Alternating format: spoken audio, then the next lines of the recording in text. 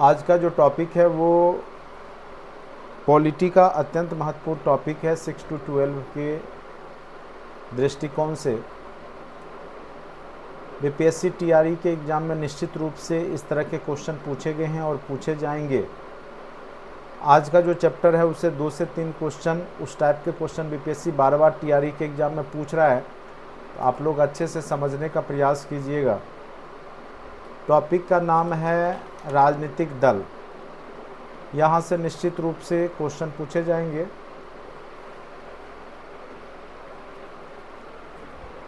इस चैप्टर के अंतर्गत हम लोग पढ़ेंगे कि राजनीतिक दल की क्या भूमिका है और किसी भी देश के लिए राजनीतिक दल क्यों आवश्यक है। ठीक है, तो निश्चित रूप से यहाँ से आपने देखा होगा कि टीआरई 1 और टीआरई 2 के जो पेपर हुए उसमें पूछे गए।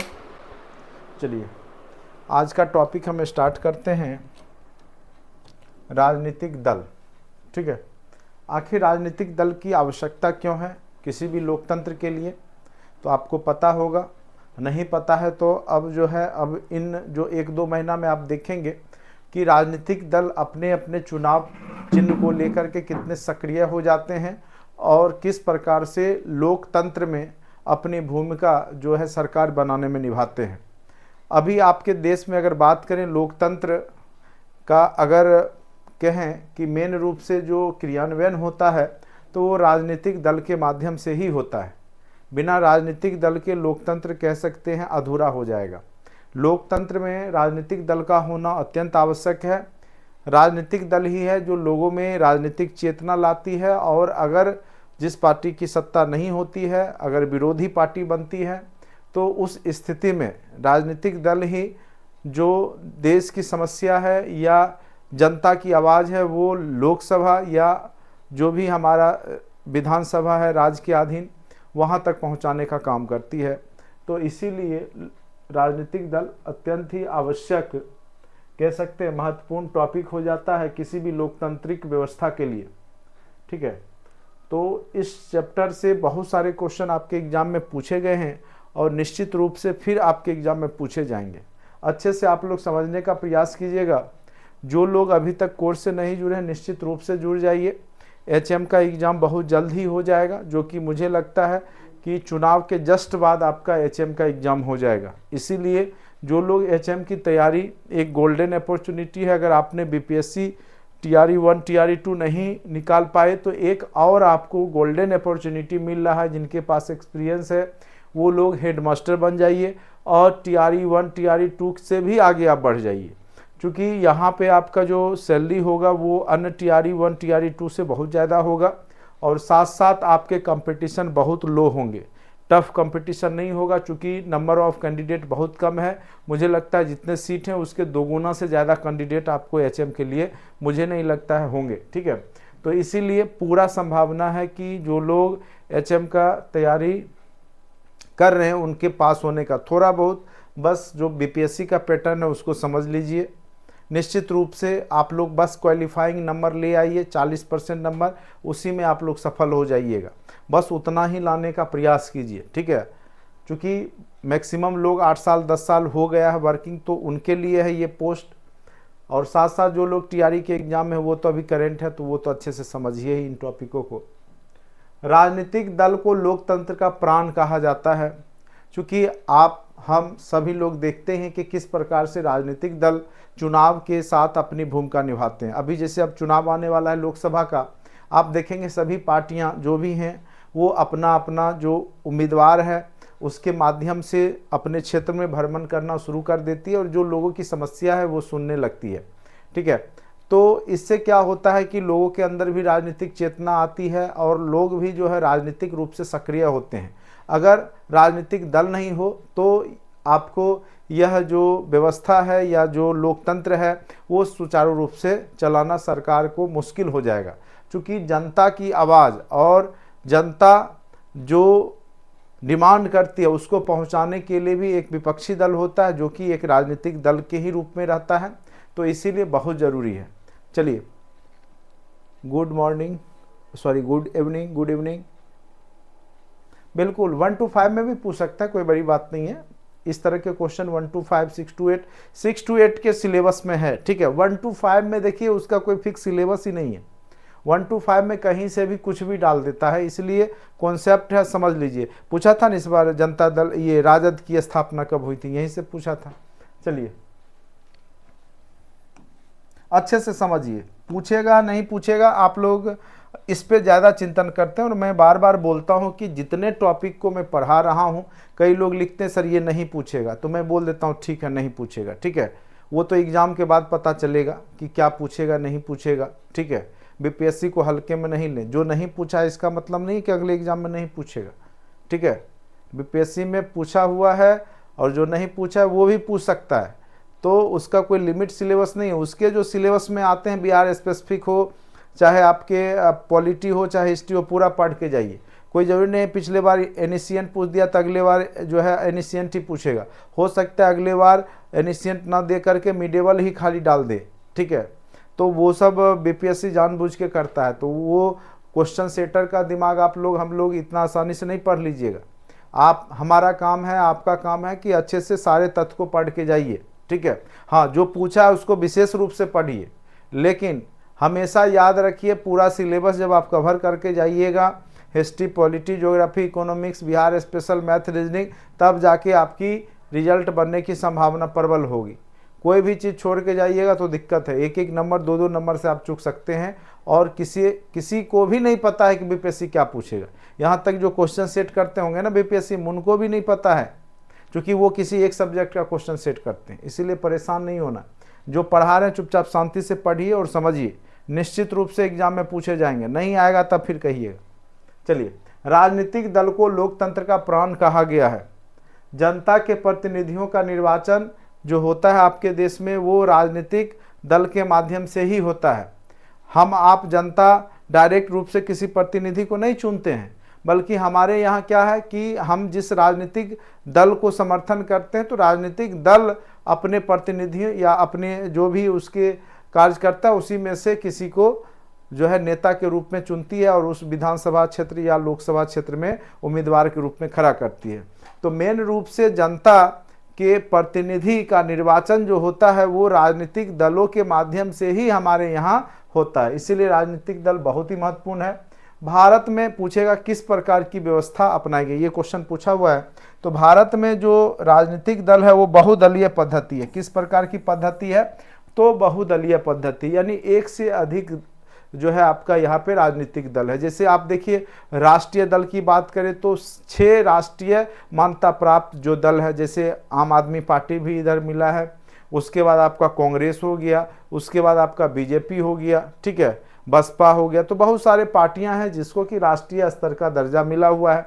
तो यानी एक से अधिक पार्टी आपके देश में है। लेकिन कई ऐसे भी देश है जहां एक ही पार्टी रहता है, जैसे चीन में एक ही पार्टी होगा, कम्युनिस्ट पार्टी, जो साम्यवादी विचारधारा का, दूसरा कोई पार्टी वहां पे नहीं होता है। अमेरिका में चले जाइए, 2 ही पार्टी होगा, रिपब्लिकन और डेमोक्रेट्स, ठीक है। तो हर एक जगह अपना अपना जो है पार्टी जो है अपना अपना पद्धति है, दलगत पद्धति है। तो भारत में जो है बहुदलीय पद्धति है। याद रखिएगा, भारत में किस प्रकार की पद्धति है राजनीतिक दल का? तो बहुदलीय पद्धति है। भारत में एक से अधिक दल चुनाव में, ठीक है, लड़ते हैं, अपने अपने उम्मीदवार को खड़ा करते हैं। भारत में अगर बात करें वर्तमान में कितने राष्ट्रीय स्तर की पार्टियां हैं, तो राष्ट्रीय स्तर की पार्टियां जो भारत में हैं वो 6 है, मात्र 6 है। 6 पार्टी को ही राष्ट्रीय पार्टी का दर्जा मिला हुआ है भारत के अंदर, ठीक है। भारत में कितने पार्टी को जो है राष्ट्रीय स्तर का पार्टी का दर्जा मिला है? तो याद रखिएगा, वर्तमान में भारत में 6 पार्टी को राष्ट्रीय स्तर का दर्जा मिला हुआ है और 57 को राज्य पार्टियों के रूप में मान्यता प्राप्त है, जो कि राज्य के अंदर मान्यता प्राप्त है। बहुत सारे जो गैर राजनीतिक जो कह सकते हैं कि गैर राज्य और राष्ट्रीय पार्टी हैं, क्षेत्रीय पार्टी के रूप में अगर बात करें तो लगभग 2597 गैर मान्यता प्राप्त पार्टियां हैं, जिसको ना ही राज्य का दर्जा मिला है ना ही राष्ट्र के अंदर। यानी वो लोग जो भी पार्टी बना है वो क्षेत्रीय स्तर पे अपना सक्रिय है, ठीक है। तो 2597 उनकी संख्या है। तो याद रखिएगा, मेन रूप से अगर पूछेगा तो राष्ट्रीय पार्टियों की संख्या कितनी है, तो याद रखिएगा 6 है। और अगर पूछे राज्य स्तरीय पार्टियों की संख्या कितनी है तो उसकी संख्या 57 है, 57 है, ये याद रखिएगा, हो सकता है आपके एग्जाम में पूछ दे। अब कहिएगा कि किसी पार्टी को राष्ट्रीय पार्टी का दर्जा कैसे मिलता है, क्या शर्त है उसके लिए। तो देखिए कम से कम 3 अलग अलग राज्यों से लोकसभा में 2% सीटें जीते, जैसे अभी बिहार में लोकसभा होगा, या अन्य 3 जो भी है, जैसे 40 सीट है उसका 2% हो गया, ठीक है। तो 2% सीट 3 या 3 से कम 3 अलग अलग राज्यों में 2% कम से कम अगर सीट लोकसभा का सीट जीतता है तो उसको राष्ट्रीय पार्टी का दर्जा दिया जा सकता है। उसके बाद लोकसभा या विधानसभा के आम चुनाव में पार्टी को किन्हीं 4 या अधिक राज्यों में 4 या उससे अधिक राज्यों में 6% वोट मिला हो, यानी 6% टोटल वैध मतों का 6% अगर वोट मिला है और 4 लोकसभा सीटें कम से कम जीत लिया है 4 या 4 से अधिक राज्यों में, तब भी उसको राष्ट्रीय स्तर का पार्टी का दर्जा मिल सकता है। तीसरा है आपका, पार्टी को 4 राज्यों में राज्य पार्टी के रूप में, अगर जैसे आम आदमी पार्टी है 4 राज्य में राज्य पार्टी के रूप में मान्यता प्राप्त हो गया तो उस स्थिति में उसको भी राष्ट्रीय पार्टी की दर्जा दे दी जाती है, ठीक है। जब 4 राज्यों में भी राज्य स्तरीय पार्टी के रूप में अगर कोई पार्टी राजनीतिक दल को मान्यता मिल जाती है तब भी वो राष्ट्रीय पार्टी बन जाता है। तो ये 3 मेन रूप से इसके मेन जो शर्तें हैं, अगर जो भी राजनीतिक दल इसको पूरा करता है तो उसको राष्ट्रीय पार्टी की संज्ञा दे दी जाती है, राष्ट्रीय पार्टी मान लिया जाता है। अभी वर्तमान में 6 राष्ट्रीय पार्टी है, कौन कौन सा है वो आपके एग्जाम में पूछा जा सकता है। देखिए ये जितने भी पार्टी हैं, देखिए आपको 57 पार्टी नहीं पूछेगा, उसमें से अगर पूछेगा तो बिहार के पार्टी के बारे में उसमें पूछ सकता है, जैसे जदयू की स्थापना कब हुई, राजद की स्थापना कब हुई।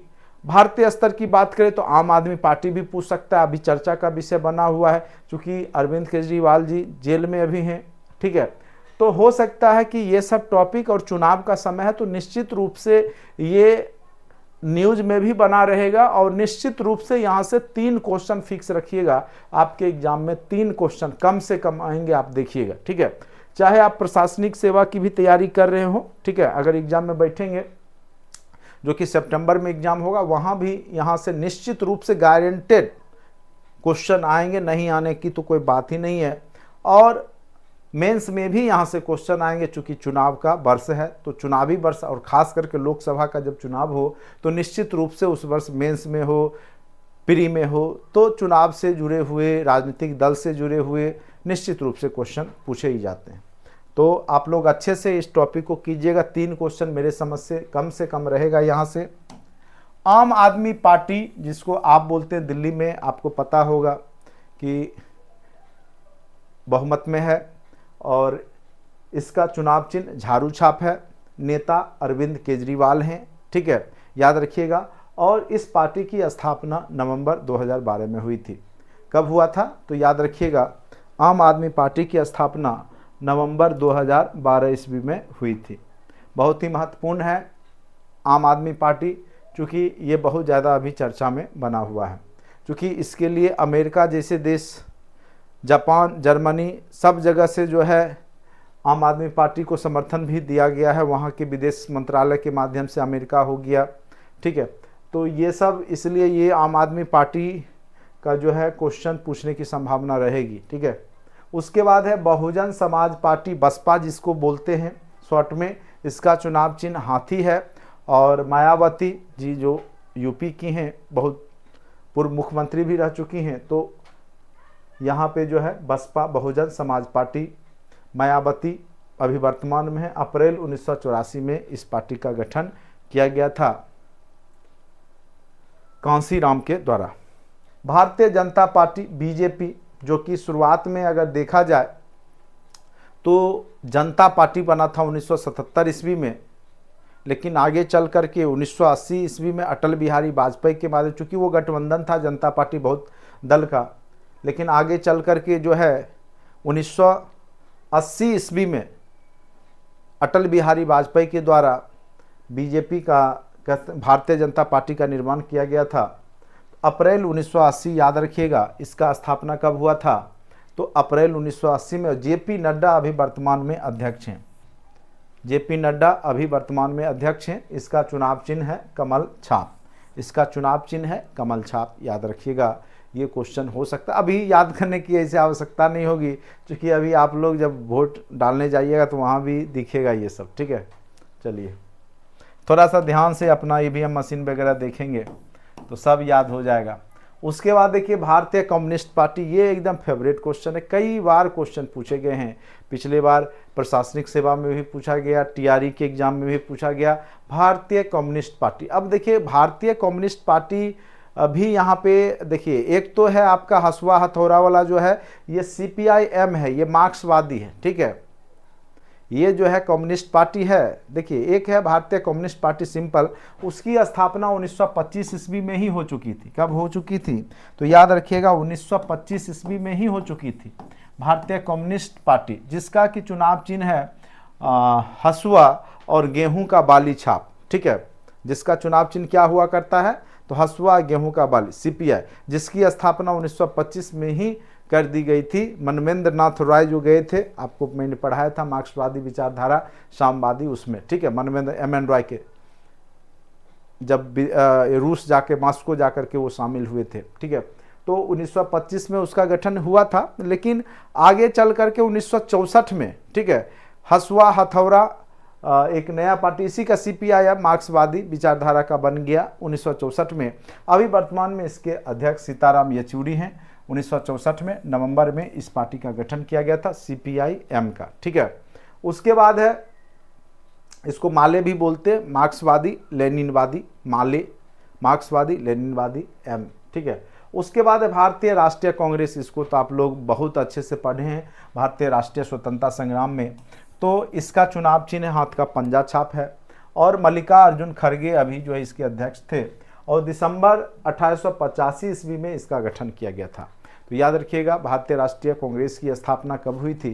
तो 1885 ईस्वी में इसका स्थापना हुआ था। ठीक है, उसके बाद है एक है नेशनल पीपुल्स पार्टी, एनपीपी। इसका चुनाव चिन्ह है किताब छाप, खास करके नॉर्थ जो भी राज्य हैं वहाँ पे ये पार्टी सक्रिय है।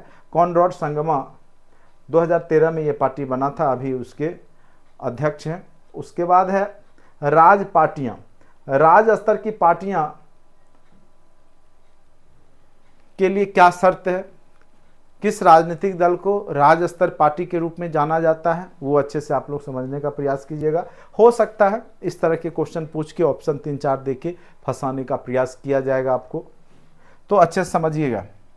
किसी पार्टी को राज्य विधानसभा के चुनाव में, जो विधानसभा का चुनाव होता है, कम से कम 6% वोट हासिल करने चाहिए, टोटल वोट का 6%, और उस राज्य विधानसभा में कम से कम 2 सीटें, जैसे बिहार में 243 सीट है तो 2 सीटें होना चाहिए, और टोटल वोट का 6% वोट अगर वो पार्टी ले आती है तो उसको राज्य के पार्टी के रूप में उसको दर्जा दे दिया जाता है। ठीक है, तो ये याद रखिएगा।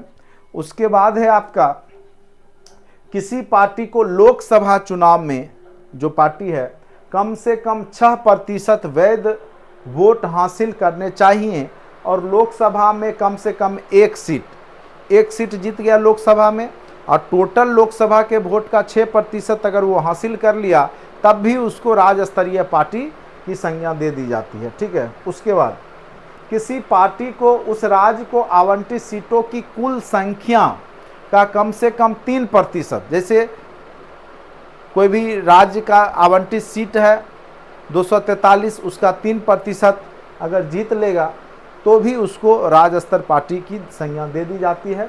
उदारीकृत मानदंड के तहत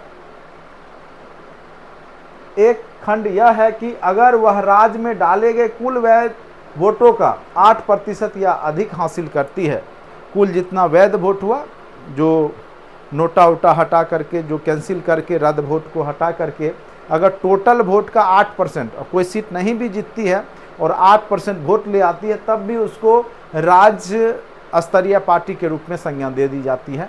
ठीक है, तो ये समझ गए होंगे। जैसे राज्य स्तरीय पार्टी के रूप में बिहार में अभी सक्रिय है, जैसे आपका जनता दल यूनाइटेड, जदयू जिसके नीतीश कुमार हैं अभी, और तिरछा 2003 में इस पार्टी का गठन किया गया था। नीतीश कुमार के द्वारा। उसके बाद है राष्ट्रीय जनता दल, इसका गठन 1997 में लालू प्रसाद यादव के द्वारा किया गया था। लालटेन छाप इसका चुनाव चिन्ह है। ये क्वेश्चन आपके एग्जाम में पूछा था, अगर आपको याद होगा तो टीआरई 3.0 में यही क्वेश्चन आपको पूछा गया था। राष्ट्रीय जनता दल का गठन कब हुआ था? तो 1997 ईस्वी में।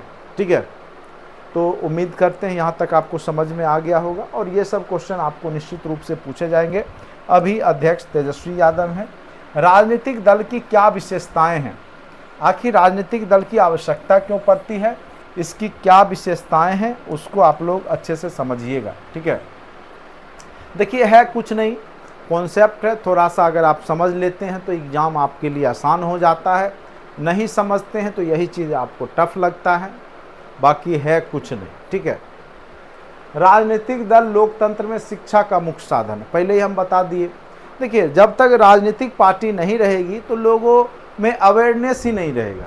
जैसे अभी चुनाव आएगा तो राजनीतिक पार्टी क्या हो जाएगी, सक्रिय हो जाएगी, जगह जगह जनता से मिलना शुरू, जनता से लोक लुभावन वादे करना शुरू, जनता को अपने जो पावर का एहसास दिलाना शुरू, एक वोट की कीमत जो है वहाँ बताना शुरू कर देते हैं। ठीक है, तो जनता को लगता है कि हमारे पास बहुत बड़ा पावर मिला हुआ है, राजनीतिक पावर। तो ये सब में शिक्षा देने का काम जो है जाने अनजाने में राजनीतिक दल कर देते हैं, जो कि जनता को वहाँ पे जागरूक कह सकते हैं करने में इनकी भूमिका अच्छी हो जाती है। तो राजनीतिक दल लोकतंत्र में शिक्षा का मुख्य साधन है। राजनीतिक दलों के नेता जनता में अपने दल के सिद्धांतों के बारे में भी बताते हैं, अपना क्या क्या सिद्धांत है, किस प्रकार से वो समाज को लेकर के चलने वाले हैं, किस प्रकार से जो है जातिगत भी जो है अपना विकास करने वाले हैं। तो सारा उनका सिद्धांत जो है वो अपने जनता को लोक लुभावन वादे अपना शुरू कर देते हैं। कई राजनीतिक पार्टियां रोज़गार लेके कहेगी हम जो है आपको इतना रोज़गार दे देंगे, कई पार्टियां जो है उसका दुगुना बताएगी, कोई पार्टी कहेगी हम ये लाएंगे, हम वो लाएंगे, हम ऐसे करेंगे। तो अपना अपना सब लोग एजेंडा सेट करना यहाँ पे चुनाव के समय में करना शुरू कर देते हैं। कार्यक्रमों का प्रचार करते हैं, जनता के राजनीतिक प्रशिक्षण में सहायता करते हैं, सहायक होते हैं। लोकतंत्र के लिए राजनीतिक दल वही कार्य करते हैं जो शरीर के लिए फेफड़ा करता है। फेफड़ा क्या करता है? वायु को प्योर करता है। तो उसी प्रकार से जनता को यहाँ पे राजनीतिक जो जानकारी देने की भूमिका जो है राजनीतिक दल अच्छे से निभाते हैं। ठीक है, अब है राजनीतिक दल के कार्य। तो सबसे पहला तो जनता को शिक्षित करना, अपने पावर को एहसास दिलाना और अपने सिद्धांतों को बताना, और जो पार्टी चल रही है उसमें क्या कमियां हैं उसको बताना, उसको दूर करने का वादा करना। तो इस प्रकार से अपना जनता को शिक्षित करते हैं, राजनीतिक चेतना जगाते हैं। उसके बाद अपना जनमत निर्माण करते हैं, यानी ज़्यादा से ज़्यादा किस प्रकार से वो वोट को एकत्र कर सकते हैं खुद जीतने के लिए, तो वो भी भूमिका निभाते हैं। उसके बाद जब चुनाव होता है तो निर्वाचन में पार्टिसिपेट करते हैं, भाग लेते हैं। जीत जाते हैं तो शासन में भाग लेते हैं, शासन चलाते हैं। हार जाते हैं फिर भी भूमिका निभाते हैं, विरोधी दल के रूप में, विपक्षी दल के रूप में। और सरकार को समय समय पर उनकी जो योजनाएं हैं उसमें जो कमियां हैं, जो अवगुण हैं, उसको अवगत कराते रहते हैं। सरकार की आलोचना करते रहते हैं, जो अच्छाई है उसको ठीक है, जो थोड़ा भी कमी नज़र आता है इनको सरकार की योजनाओं में तो उसका आलोचना करते हैं।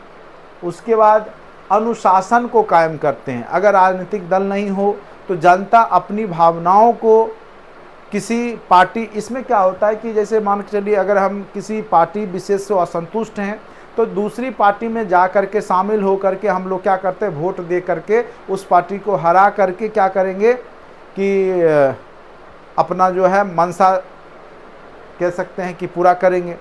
लेकिन अगर पार्टी नहीं हो तो उस स्थिति में आप सारा जो गुस्सा उस विधायक, एमपी, एमएलए पे निकाल दीजिएगा।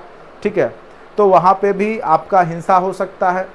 साथ साथ जो है कोई भी पार्टी होता है जब भी विरोध करती है जो पक्ष में या जो जीता हुआ पार्टी है, तो उसमें आप देखिएगा जनरली वो लोग जो है अहिंसात्मक एक्टिविटी करते हैं। ठीक है, जैसे अभी आम आदमी पार्टी को ही लीजिए, जब आया था तो बहुत अनशन जो है बहुत ज़्यादा किया करते थे ये अरविंद केजरीवाल, ठीक है। अन्ना हजारे और अरविंद केजरीवाल, याद होगा 2012 में अनशन के माध्यम से सरकार को झुकाए, ठीक है। तो कहीं ना कहीं वो एक प्रकार से अनुशासन ही है किसी पार्टी का, जो कि अपनी मांगों को रखने के लिए विभिन्न तरह के एक्टिविटी गतिविधि करते हैं।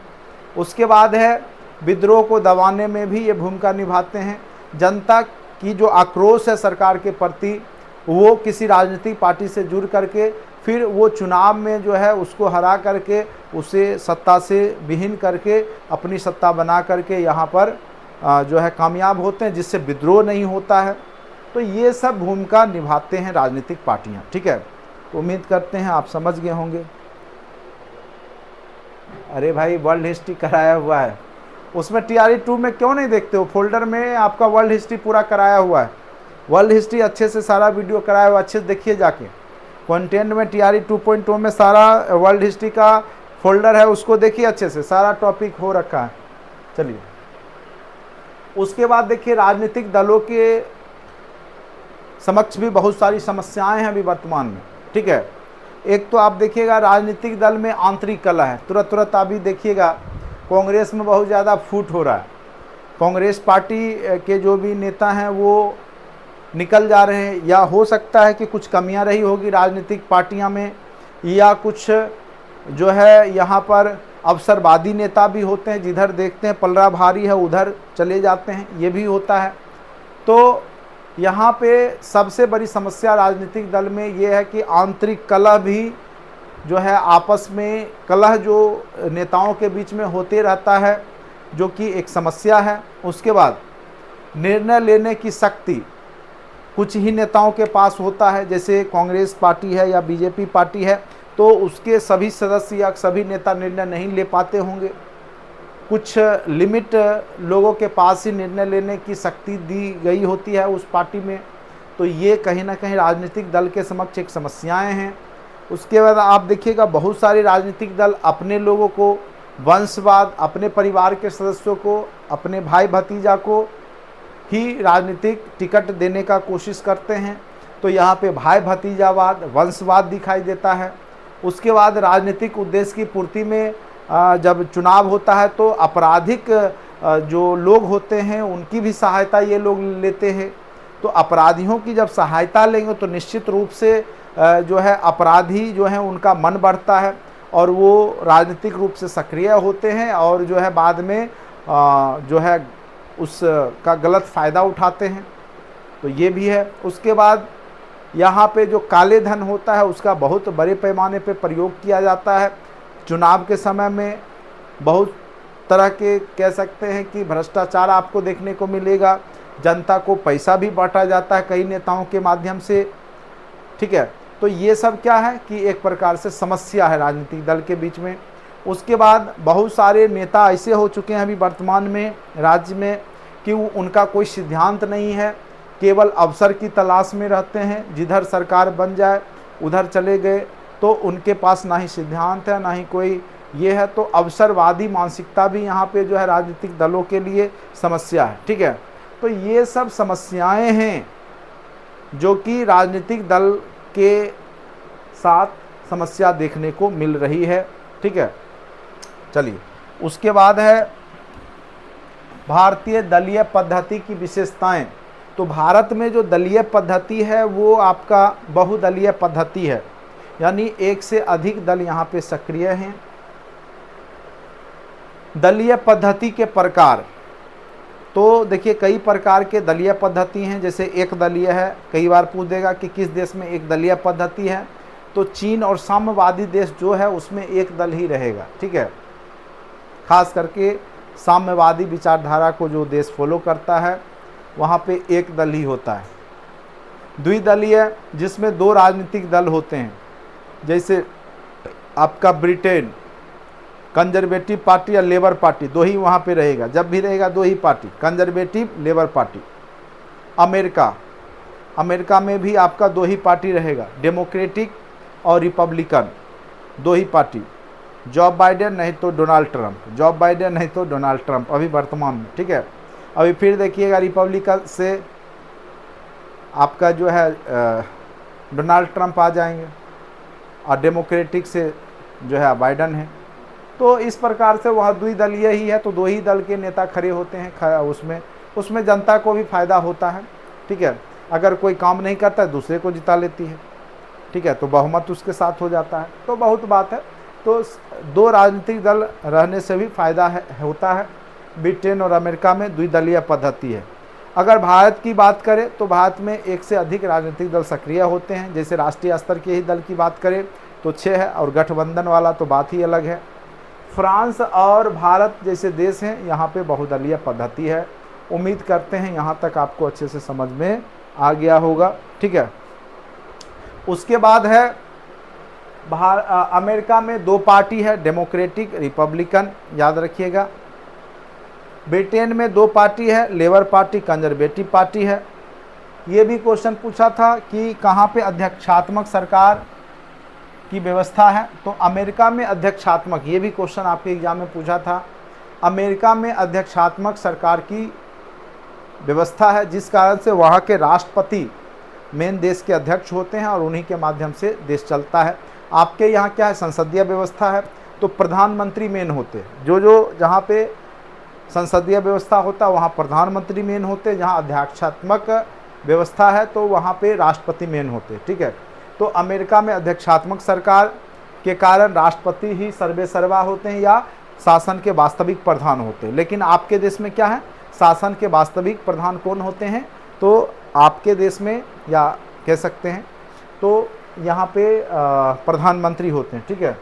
ब्रिटेन में संसदीय व्यवस्था है, तो ब्रिटेन में भी जो है वहाँ का वास्तविक प्रधानमंत्री ही होंगे, और मेन जो है राजा जो भी वहाँ के बनते हैं वो एज ए राष्ट्रपति की तरह ही भूमिका, जैसे आपके देश में राष्ट्रपति है तो वहाँ पे राजा होते हैं, ठीक है। तो ब्रिटेन में संसदीय व्यवस्था है, याद रखिएगा। 2014 के चुनाव में जो कांग्रेस को सीट मिली थी 52 सीट ही मिली थी, यानी अगर 10% सीट मिलता है टोटल, जैसे 543 पे चुनाव हुआ तो कम से कम 54-55 सीट मिलता तो कांग्रेस विपक्षी दल या विरोधी दल को उसको जो है पावर मिलता विपक्षी दल के रूप में। लेकिन कांग्रेस को विपक्षी दल की भूमिका नहीं मिल पाई, क्योंकि 52 सीट ही जीता, 2-3 सीट और जीत लेता तो इसको विपक्षी दल की भूमिका में आता। लेकिन जैसे इसके गठबंधन है तो वो विपक्षी दल की भूमिका निभाएंगे। उसके बाद भाजपा को 303 सीट मिला था यहाँ पे आपको 2014 के चुनाव में, ठीक है। नोट, भारतीय कम्युनिस्ट पार्टी 1925 में गठन हुआ, आगे चल करके 1962 ईस्वी में इस दल का विभाजन हो गया। मार्क्सवादी कम्युनिस्ट पार्टी के नाम से नए दल का गठन हुआ, जो कि हसुआ हथौड़ा छाप हमने बताया। 1962 1964, यहाँ 1962 लिखा हुआ है, एक जगह ऊपर में हमने 1964 देखा। एक बार आप कंफर्म हो लीजिएगा CPI-M का गठन कब हुआ, ठीक है। चूँकि 2 जगह 2 चीज़ लिखा हुआ था, मैं देख लेता हूँ।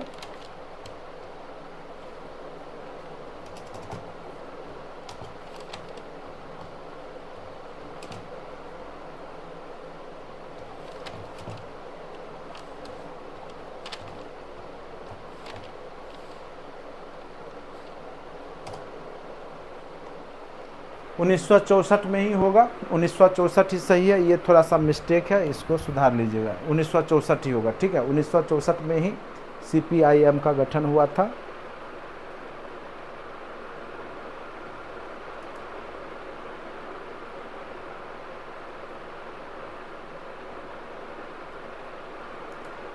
ठीक है, तो ये टॉपिक आपका अच्छे से कवर हो गया। सर प्लीज 9-10 का पॉलिटिकल करा क्या रहे थे, ये सब करा क्या रहे हैं, 9-10 का ही तो ये सब करवा रहे हैं महत्वपूर्ण।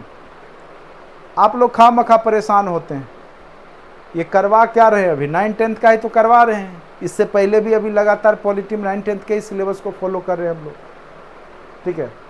चलिए, तो ये था, यहाँ से निश्चित रूप से आपके एग्जाम में क्वेश्चन पूछे गए हैं। 3-4 क्वेश्चन TRE 3 में भी पूछे गए थे, फिर आपके एग्ज़ाम में पूछे जा सकते हैं, ठीक है। तो आप लोग अच्छे से इसको जो है फिर से रिवाइज कर लीजिएगा, निश्चित रूप से आपके एग्ज़ाम में यहाँ से क्वेश्चन आएंगे, ठीक है। जो लोग अभी तक कोर्स से नहीं जुड़े हैं निश्चित रूप से जुड़ जाइए। लास्ट में जुड़ने से कोई फ़ायदा नहीं होता है, जब एग्ज़ाम आता है तब जुड़ते हैं। पहले से जो भी आपके वीडियो पड़े हुए हैं उसको देखते रहिए अच्छे से। कंटेंट में सारा टॉपिक कवर हो रखा है, वर्ल्ड हिस्ट्री के भी सारे वीडियो आपको दे दिए गए हैं, मैथ, पॉलिटी, ज्योग्राफी, इकोनॉमिक्स, सारा वीडियो आपके कंटेंट में पड़ा हुआ है। ठीक है, चलिए अब जो है नेक्स्ट टॉपिक आपका निर्वाचन आयोग हम करवाएंगे, अच्छे से आप लोग समझिएगा।